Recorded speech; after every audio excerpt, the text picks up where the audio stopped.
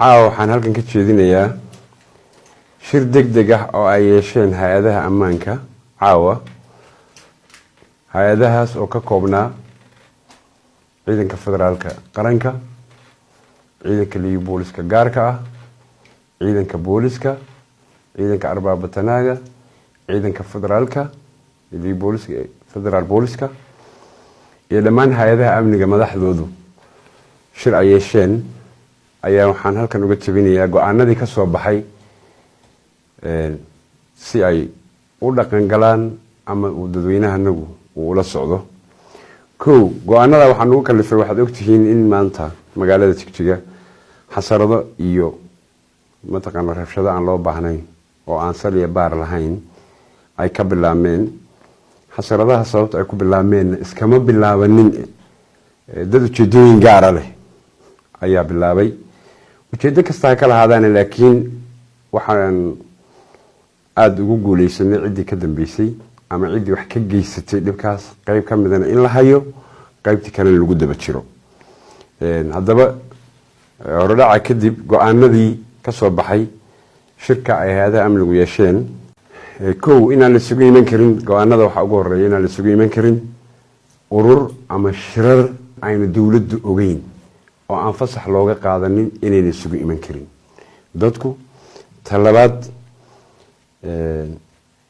in si gaar ah loo ilaaliyo goobaha ganacsiga gaarka ah ee private-ka ah iyo dhismayaasha muhiimka ah iyo hay'adaha dawliga ah sida bangiyada, goobaha ganacsiga waaweyn, meelaha diimaha lagu caabudo ee ay ka mid yihiin kaniisadaha, masaajidada iyo waxyaalaha la halmaala iyagana si gaar ah loo ilaaliyo, ilaaladeena la xoojin doono. in caawa laga bilaabo 4 saac markay tahay isu socodka magaalada uu xayiran yahay ama saacad laafi waxa afka xabashiga lagu dhaho ama bando af Soomaali waxa lagu dhaho dhaqdhaqaaqa 4 saac markii laga bilaabo inuu bando yahay oo cid isu socon karta ayna jirin.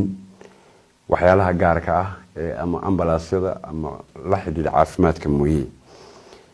in qodobka shanaad in laamaha amnigu ay u fasaxan yihiin cidii ay ka dareemaan shaki nabadgelyo darro abuuri kara inay si cad uga tallaabo qaadaan oo ay qabtaan oo ay goobaha sharciga ku soo dhaweeyaan cid kasta oo dareen nabadgelyo darri ay ka dareemaan.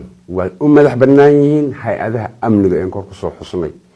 laamaha amnigu markaan leenahay booliska kamida, liyu booliska kamida, ciidanka federaalka qaranka kamida, arbaabatanaga kamida, federal booliska kamida.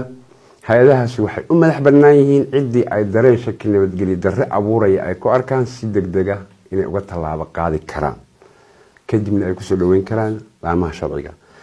waxaa kaloo jirta in ciidamada ay dadku ka kala qabaan fikrado kala gedisan. ciidanka liyu boolisku nabad u aasaasan yahay, ciidanka federaalka ee qaranku nabad u aasaasan yahay, ciidanka boolisku nabad wax ciidana oo ra'yi ku kala gedisan ma jiro. dhammaantood hadduu ciidanka qaranka ee makalakayaaga yahay ciidanka liyu boolisku in la kala jeclaysanayaa muuqata, laakiin hal hadaf bay leeyihiin, hal ujeedo ay leeyihiin, nabad iyo amniga way sugayaan. waxayna si isku dhafa hadda uga howlgelayaan iyagoo isku dhafan goobaha iyo aanu gaarka u cayinay iyo dhammaan magaalada guud ilaalinta nabadgelyadeeda guud si isku dhafa uga howlgelayaan iyadoo aan ciidan federaalka gaarka aan goob gaar ah loo cayimaynin, ciidanka liyu booliska aan goob gaar ah loo cayimaynin, ciidanka booliska gaar si isku dhafa ayay uga shaqeynayaan. waxa kale oo aan dadweynaha leenahay oo aanu faraynaa nabaddu aas-aaska nolosha weey.